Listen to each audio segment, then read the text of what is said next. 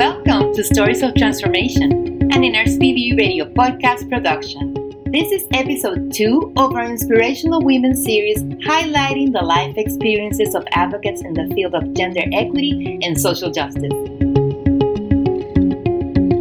I am Yvonne Ortiz, and today's guest is Rosie Hidalgo, Director of Public Policy for the National Latino Network. We will be discussing her journey through a life of activism around women's and anti-violence issues. Stay tuned to hear Rosie's story, including her time in the Office of Violence Against Women at the U.S. Department of Justice.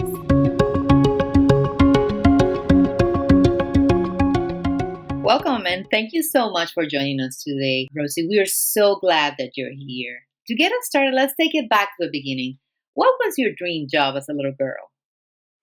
Well, it's sort of a funny story. When I was in fourth grade, I had an opportunity to get on an airplane with my sister, who was only 1 year older than me, to go out to Seattle and visit an aunt of mine. And I thought that was so phenomenal to be able to fly and go somewhere else. And so I started dreaming of being an airline stewardess, thinking that would be a great opportunity to be able to see the country and maybe see the world. Mm-hmm. Wonderful. It's so funny how different our lives end up. Oh, my goodness, yeah.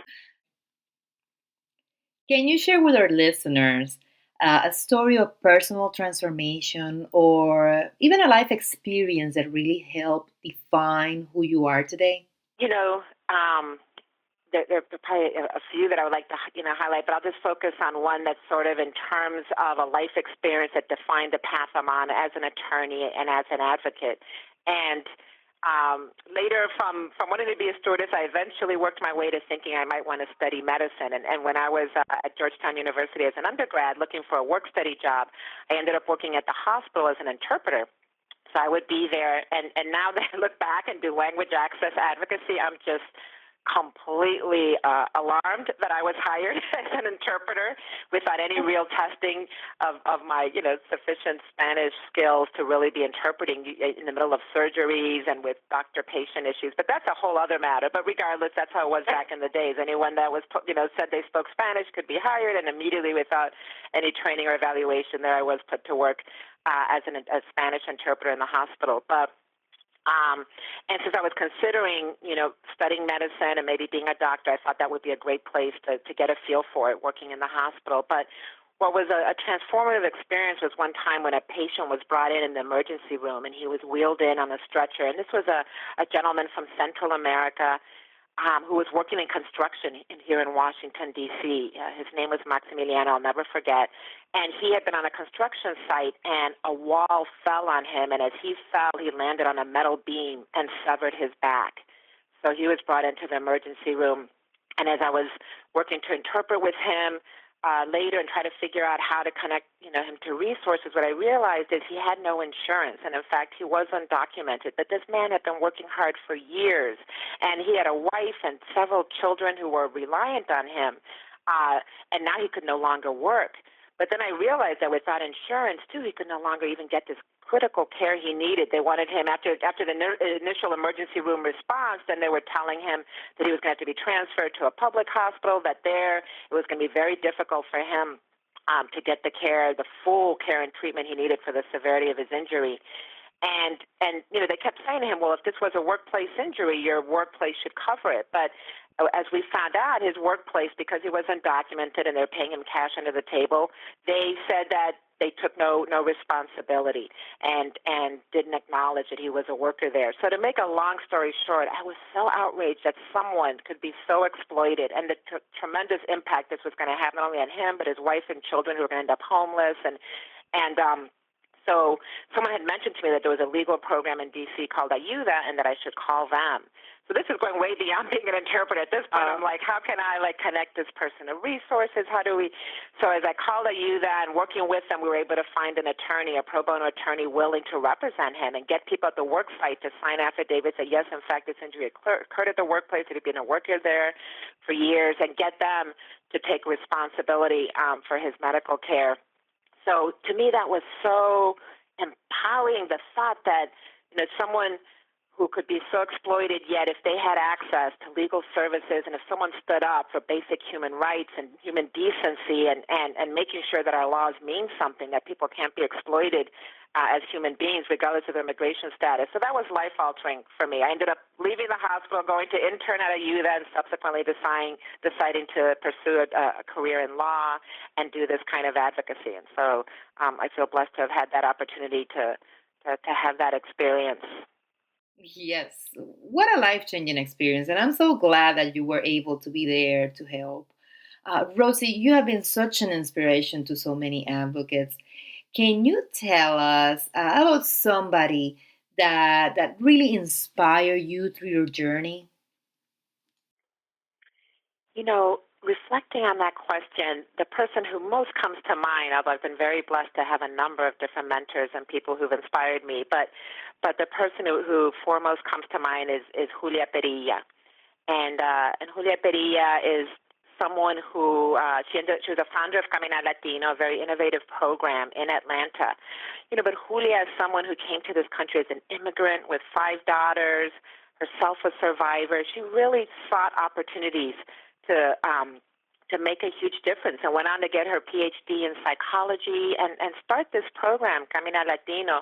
And what really impressed me learning from Julia was both her integrity and her humility, too. Despite having a PhD, she was constantly saying that she was learning from community, learning from the lived realities of survivors. And when survivors said to her, back in the 90s that more work needed to be done with youth, she figured out how to really do phenomenal work with youth, even helping youth lead research and do community participative research and lead peer programs that were innovative at the time. And then when the women said to her, you need to be working with men, Julia said how her first response was, well, we work with the women, with the victims, not with men. But she heard the voices of survivors saying, if you're telling me that this is a problem, not, that's not my fault, but rather that men are using violence and that's not excusable, and that then who's working with the men, they would say. So Julia started working with the men and finding ways, and would often recognize that it was the men who were driving women to the programs and would wait for them outside the church. And she said, how do we set up, while always keeping victim safety first and foremost, an opportunity to really work with men.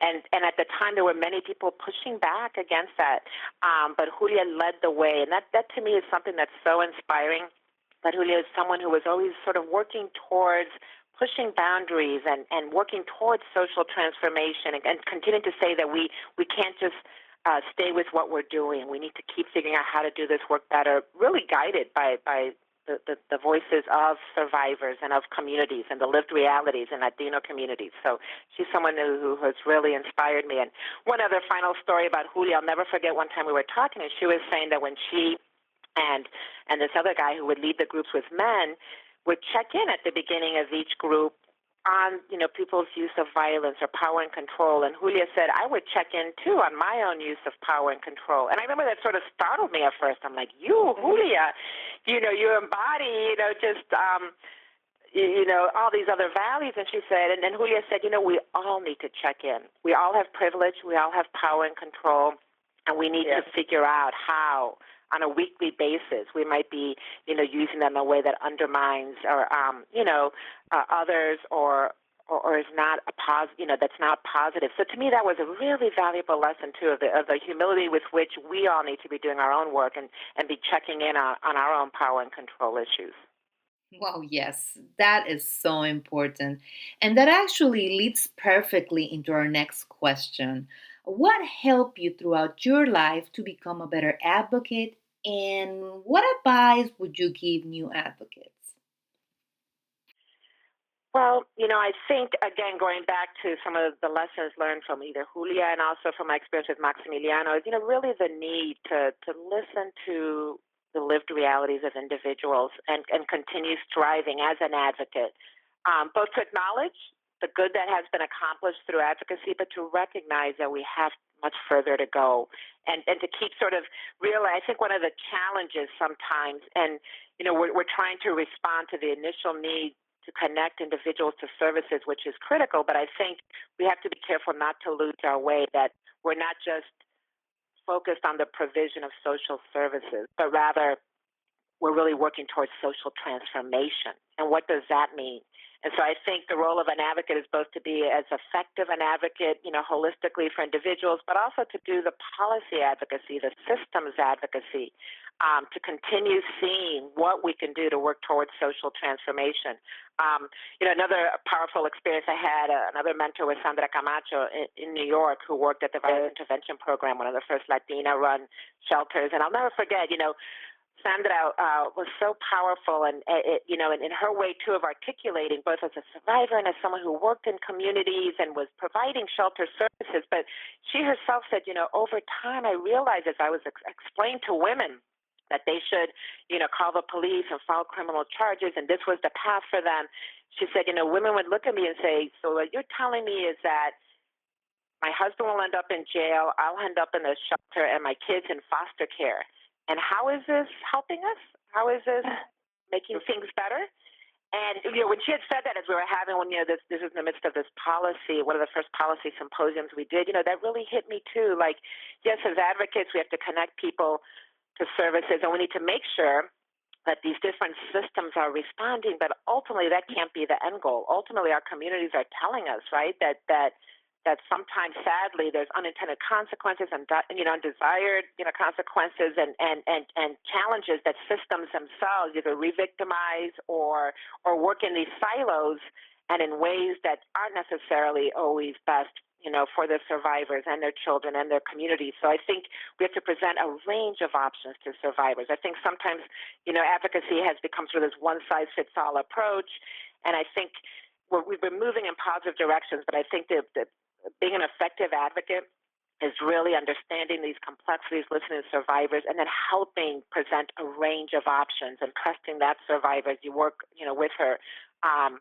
or him to figure out what they need, which may be different at different points in their lives, but really being present to that.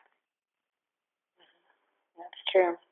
As you may know, as advocates, we carry in our hearts many, many stories.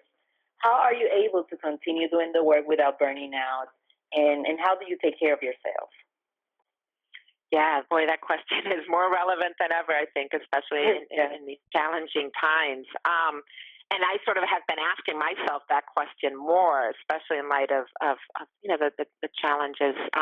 This work has always been challenging, but I think under the present circumstances, the need to really work in solidarity is more important than ever. Both in solidarity, with our communities, but in solidarity with one another, and be good to one another, and figure out how are we supporting one another as advocates, as organizations, especially organizations that are working with marginalized populations. How do we build the collaboration that can help us, not feel isolated in our work, in our advocacy. But in addition to that, I think hopefulness is so important, and it's something that I, try and ground myself in. What do I need to do to stay hopeful? And one of the sayings that really helps inspire me, that Martin Luther King also used to lift up, is that saying that the arc of the moral universe is long, but it bends toward justice. I often think of that and think, this is a long struggle, but it's an important one. And we're each putting in, our granito de arena, as you say in Spanish, a little grain of sand that's helping, hopefully, make a groundswell. So to stay hopeful, and spirituality to me is an important part. How to whatever one finds that kind of spiritual nourishment. But I think that at least for me, it is very important through either prayer, meditation, or connection to faith-based communities too, to find a source, inner source of strength. And then also reading. In fact, talking to my sister, she does tremendous work out in LA. We were talking about, how to support each other in these times. And we actually we're going to pick some books to read together and talk about. And so the book we're reading right now is Walking with the Wind, which is a memoir of the movement, of the civil rights movement by John Lewis. And both she and I had heard a conversation with him on NPR, and that's what got us thinking, like, wow, what tremendous courage.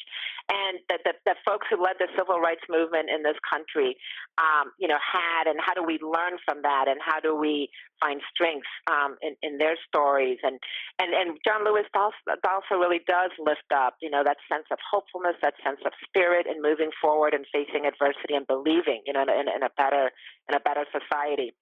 And then last thing, of course, I find being with my kids, with family, to disconnect and to also be present when I'm with them. Trying to set aside, the cell phone and set aside other things and just really be present is very helpful. Great advice. What is your legacy, or what would you like your legacy to be? Wow. I think one of the things that I'm proud of in terms of, I think, a legacy is really trying to find opportunities to build the collaboration and to work at intersections, and to hopefully, find a way that we lift up the voices also of individuals from marginalized communities. So that's something that I have been, committed to doing, and have found also that the more that we work collaboratively, for example, VAWA 2013, the reauthorization of VAWA 2013, to me was something that really highlighted that. And I feel proud of the work that not only that I did, but that we all did, that we did as a movement, that we did collaboratively and at intersections in times that were very challenging also.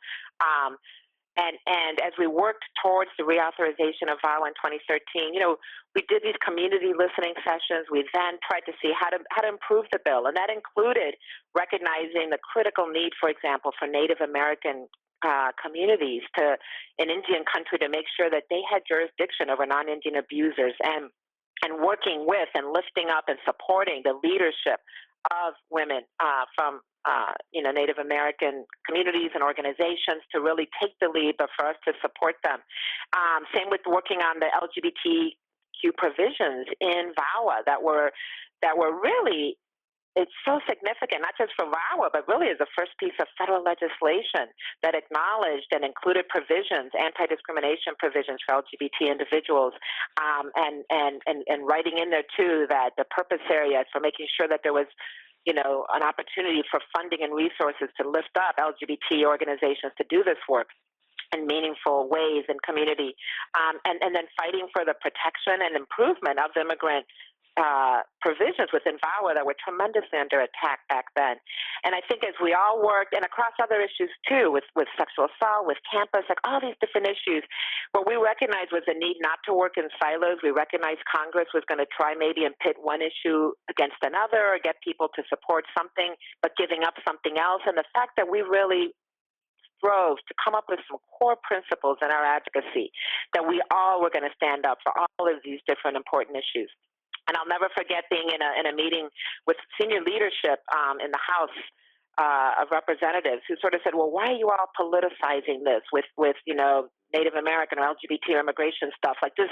There's no need to politicize. And we said, we're not politicizing this. This is real people's lives. These are the real lived realities of what it means to have a Violence Against Women Act that needs to be inclusive of all survivors, regardless of their circumstances. And ultimately, when that did pass, the bipartisan bill, and talking with some of the staffers from the Judiciary Committee on the Senate side, they said, rarely do we see groups that are able to work so cohesively and stay together even in the difficult times and advance something that was able to have sort of these significant improvements. So there's a long way to go. There needs to be continued improvement, continued analysis of how we can improve this work.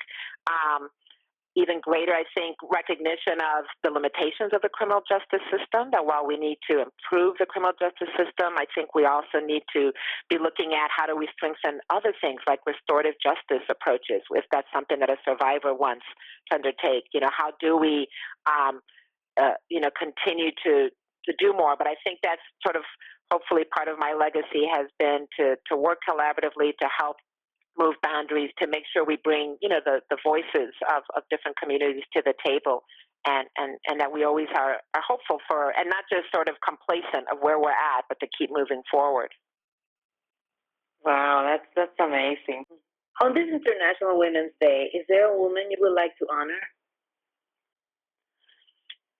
I think, my mom would be the first person that I would want to lift up. Many wonderful women, but I look at my mom's story as someone who came to this country herself as an immigrant at the age of 16, fleeing persecution, and just she never had the opportunity to finish college, and has done the best she can to raise 5 children, she and my father.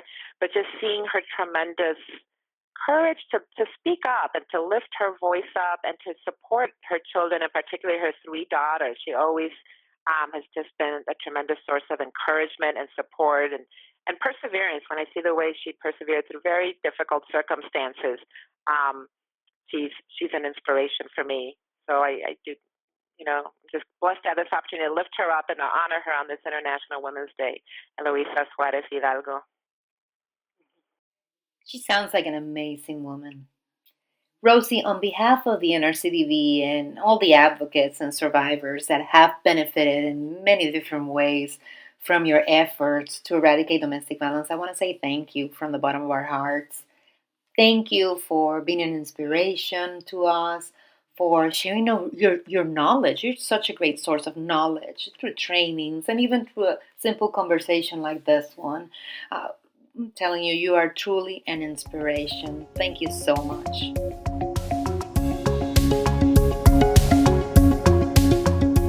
You just listened to Stories of Transformation, an NRCDV radio podcast production.